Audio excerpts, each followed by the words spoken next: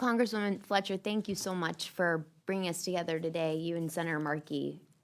Senator Booker said that things happen when the Senate and the House get together. I think this is just the kind of good trouble we should be getting into together, and I'm grateful to everyone for being here today.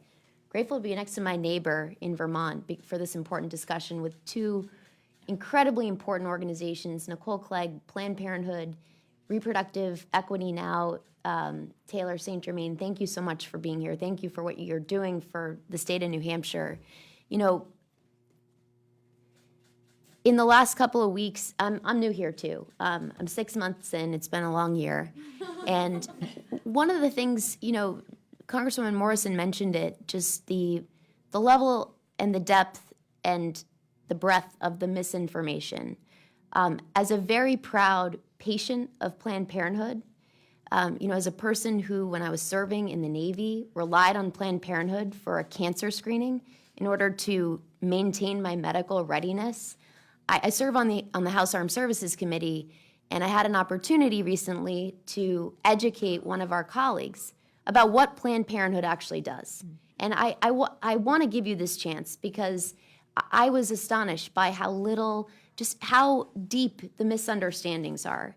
You know, the Planned Parenthood health centers that I visited as a patient, as a congresswoman, what I see there, mission critical, life-saving cancer screenings, a lifeline for vaccinations that wouldn't be available to people anywhere else, contraception.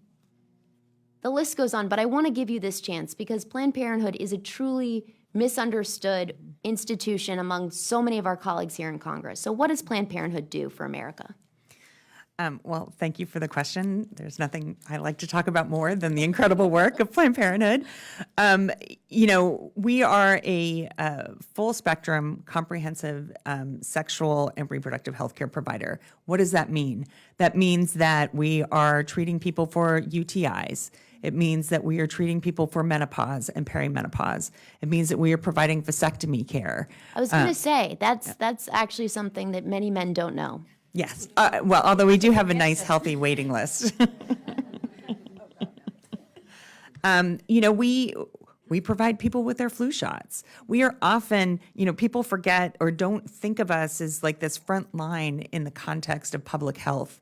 When there is something emerging, like COVID, our doors stay open. We provide acute, time-sensitive care. You know, so we're sitting on the front lines in so many ways when it comes to access to reproductive and sexual health care and some primary care, like you get your flu shot with us. You know, we provide behavioral health care, which we've seen an increasing demand for because there's just so much people are struggling with right now, whether it's food insecurity or, you know, they're in a violent situation at home or they've experienced sexual trauma. You know, we have somebody in our health center when they disclose this that we're able to walk them over to get that type of care. It is so much more than abortion. And while abortion is critically important, and I am so proud that we are an abortion provider, it is just a piece of the full story that we tell. Well, thank you for that. You know, on this bill, on H.R. 1, the big, brutal bill, there's also, we have a lot of low information voters who voted on that bill in the United States Congress. And one of the provisions that just shocks the conscience, and you pointed it out in your written testimony, Ms. Clegg, according to the Congressional Budget Office, it's costing the American taxpayer $50 million in order to carry out this completely pernicious provision that's going to prevent Planned Parenthood from participating in Medicaid. So this is the cost of the taxpayer up front. But you mentioned St. Johnsbury, and that health center was a lifeline for northern New Hampshire, for the North Country of my state.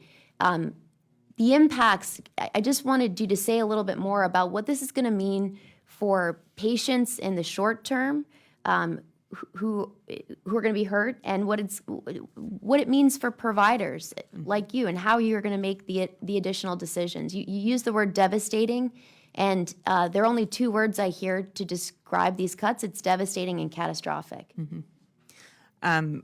So, I mean, yes, St. Johnsbury sort of sits on the border. So that closure hit two states, you know, because people who live in states don't make healthcare decisions based on a state boundary. I think what is, there are so many pieces here, and certainly we're doing our best in terms of promoting our telehealth and trying to make it as available as possible, but that's not a substitute for in-person visits. Folks that live in rural states really understand like how critically important transportation is. Mm-hmm. And if you're low income, you may or may not have a car. You may or may not be able to get to what is, the nearest health center that's available. And as was made very clear, there aren't other healthcare providers that are picking up the slack in our states. It's when these doors close, they are struggling to find us. And, in addition to transportation, it's important to remember that a majority of our patients are parents. Mm-hmm. Like these people also have to find childcare to come to us in addition to transportation and time off from work. So it hurts. It hurts your state. It hurts those communities. In my dream, we come back, but under the context that we're living in right now, that is far out of reach. Well, we won't stop working towards it. I know I'm out of time. I just wanted to ask you, you mentioned, Ms. St. Germain, right now we've got to know our rights. We've got to know the rights we have, the rights we don't have. You mentioned a Know Your Rights hotline. I just want to get the number so that I can share it widely with my constituents. Gosh, I'm going to get that to you via Good. email. We'll spread it out widely. I can't remember off the top of my head, but you can also go to reproequitynow.org/hotline. And you can either call, there's an online form you can fill out that is safe and secure and confidential because we know how important digital security is when it comes to our movement right now. But that is a Know Your Rights hotline. We connect with access calls all the time, and we also connect folks with pro bono legal support. Well, thank you so much. Thank you again.